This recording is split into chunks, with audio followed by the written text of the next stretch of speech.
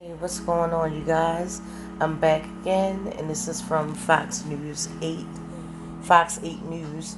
It says the FBI announces charges on two people who traveled to Cleveland with weapons for riots, I-10. Okay?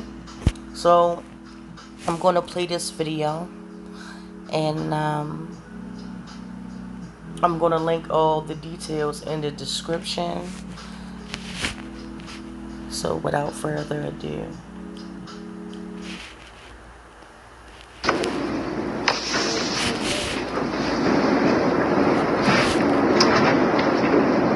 ladies and gentlemen, good morning. Special welcome to Mayor Frank Jackson, Commissioner Armin Budish, and all of our law enforcement partners. In coordination with the Pittsburgh office of the FBI and the Erie, Pennsylvania Police Department, the Cleveland's FBI Joint Terrorism Task Force, including Cleveland Police Department personnel assigned to the Joint Terrorism Task Force, executed an arrest of Devin Bryce Poland and Brandon Michael Althoff Long at approximately 6 a.m. this morning. These two individuals had their initial appearance virtually at 9 a.m. this morning before U.S. Magistrate Judge Richard Lanzillo. Last Saturday, 6 days before today's arrests, these two individuals discussed, planned, and traveled to our city with the explicit intent to destroy and incite violence. These two were detained by Cleveland Police Department in downtown Cleveland during restricted curfew hours. Their vehicle was searched. Items found in the vehicle included a firearm, numerous rounds of ammunition, fire gel, and a hammer, among other items. A joint investigation between Cleveland Police Department and the Cleveland Division of the FBI was initiated. During the course of this swift investigation, a federal search warrant was obtained for two Apple iPhones, and Facebook messages between Poland and Long were reviewed. None of the messages exchanged between Mr. Poland and Mr. Long mentioned how their travel to Cleveland was to memorialize and honor the memory of George Floyd. Quite the opposite. The sole aim was to fan the literal flames of rioters because, and I quote from their messages, it's a once-in-a-lifetime thing. The arrest of Mr. Poland and Mr. Long this morning marks just the beginning of our combined law enforcement effort to identify, locate, and apprehend those who took advantage of and exploited a peaceful protest for their own personal but very short-term gain. The FBI, along with all of our federal, state, and local partners, will not cease in our efforts to bring those responsible for last Saturday's carnage to justice. We will review every photo, every video, and review every violent posting uploaded to social media to piece together what happened and who had a hand in making it happen. You may think that you are anonymous. You may think that you escaped the city last Saturday night. But Mr. Poland and Mr. Long thought the same thing. Thank you very much. I will be followed by our U.S. Attorney, Justin Herman. Thank you, Eric. Good morning, everyone. Thank you for being here. As you just heard, we have announced the arrests of Mr. Poland and Mr. Althoff. Those include arrests for a variety of federal offenses, including transporting a firearm or incendiary device in furtherance of civil disorder, and conspiracy to use fire or an explosion in furtherance of a federal felony. I did want to point out that, Mr. Althoff and Mr. Poland, in short, they were not from here. They arrived with weapons and ingredients for an incendiary device. They purposely inserted themselves into a constitutionally protected protest with a design to exploit it for their own purposes. And then they were later found in the midst of unprecedented rioting and looting in the streets of our city. So let me get out in front as to whether there were out-of-state agitators who hijacked last weekend's peaceful protests for their own devices. The answer is undoubtedly yes, and that is demonstrated with respect to today's arrests. Now, Mr. Althoff and Poland represent the first two federal arrests in this district stemming from last weekend's riots, and these were, by any definition, riots that disrupted the end of a lawful and peaceful assembly of well-meaning citizens. We are working on numerous additional investigations, as Special Agent in Charge Smith just said. These are all associated with those riots, not with the peaceful protests. And we are pursuing a number of potential federal charges involving a series of individuals who are responsible for the destruction of our downtown. The men and women of the U.S. Attorney's Office, Federal Bureau of Investigation, ATF, we are all part of the Department of Justice. And this is what we do through our work in this district of 6 million residents and across the country. We hold people accountable for their actions. We are doing just that with our investigations related to the widespread looting of Cleveland's downtown. We are also doing that in other areas of our district that have experienced similar damage and looting. So last weekend, if you were in Cleveland or Toledo or Akron or Youngstown or anywhere else in this district, last weekend, if you burnt a car, if you broke into a store, if you beat somebody up, then we are going to find you and we are going to hold you accountable with federal charges as appropriate. And if not, we're going to assist our county prosecutor partners with state charges.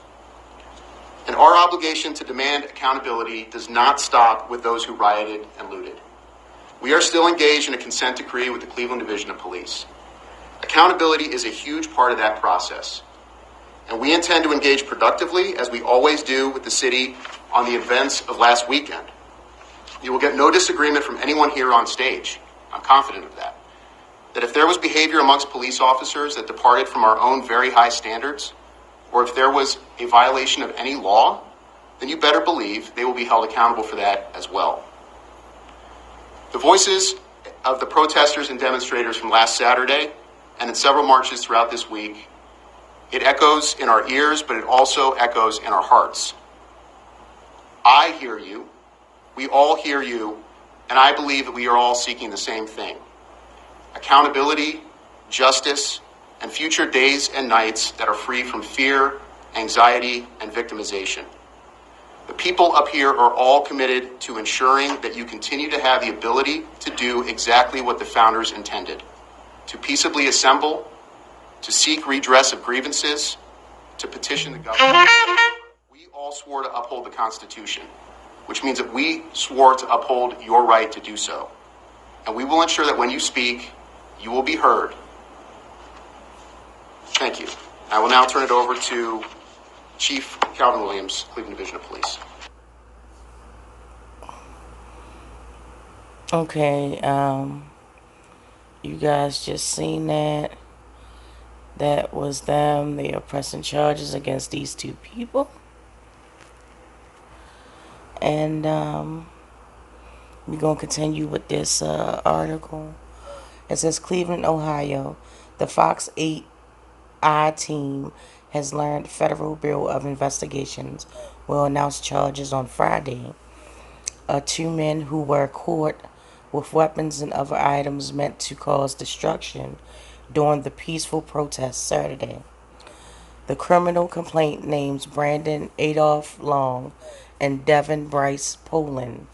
According to the complaint, the two face multiple charges, including transporting any firearms or explosives or incendiary devices in furtherance of civil disorder, conspiracy to use fire or an explosive to commit a felony, which may be prosecuted in the court of the United States, organize, promote, encourage, and participate in or carry on a riot, and aiding and abetting any person in inciting or participating in or carrying on a riot or committing any act of violence in furtherance of a riot.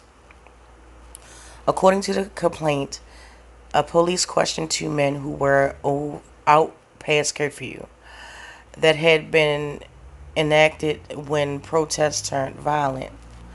They were in a vehicle with Pennsylvania plates.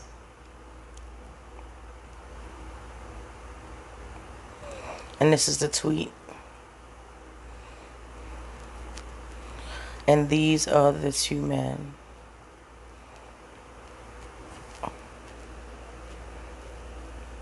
They look like two cowards. But I'll save my thoughts and opinions on them until after this. These are the things that they had.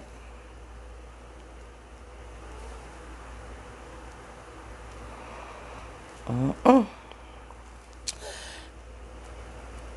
In the vehicle, officers found two loaded Glock magazines, a Glock, a 45 pistol, a hammer, spray paint, and materials to make Molotov cocktails. FBI reviewed Facebook messages between the two suspects. On May 30th, the two discussed on coming to Cleveland. Oh, oh, lost my space, lost my space. Alright. Sorry about that, you guys. Um,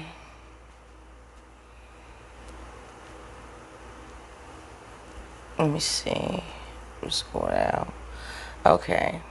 On May 30th, the two discussed coming to Cleveland. Here's some of the exchange detailed in the criminal complaint. Poland, should we bring Molotov supplies? Adolf Long, sadly enough, I think I have everything needed for Molotov in my car, like normally. The FBI said that the two were arrested this morning and that more arrests were coming.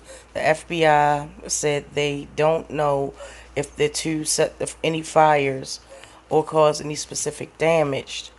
The FBI believes these two acted on their own.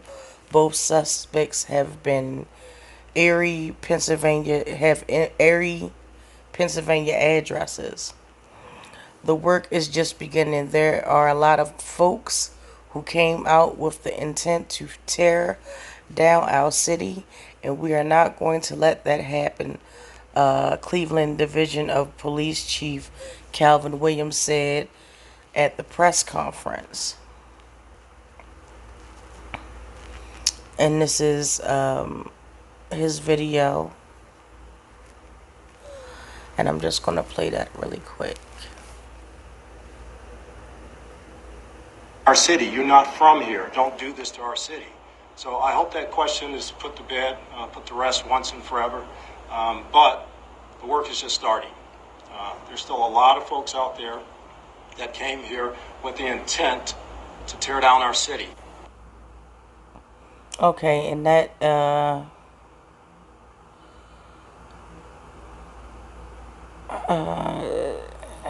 that's it. Okay, so my thoughts on these two cowards that chose to leave the comfort of their own homes to travel to another state to incite violence and chaos among the citizens of Cleveland. These are the domestic terrorists that Trump and Attorney General Barr should be talking about. These are the terrorists that they should be going after in full force with all due process and all limitations, without any limitations. These are the terrorists. I do not look at these men as individuals. I do not look at these men as patriots. They forfeited that when they went to another state to violate other people's First Amendment rights, which is the free speech. These cowards deserve everything that the FBI and every other agency that has a hand in that case can throw at them. They don't deserve to be on the streets. They are a menace to society, and they should face rightful justice. These terrorists should not be allowed to see their family and friends. These terrorists should be in jail like they are right now and stay in jail. No probation, no stat, no none of that. Felony charges, serve all their time. That's my opinion. But I would like to hear what you guys have to say, so please drop down in the comments. Please don't forget to like, subscribe, and share. And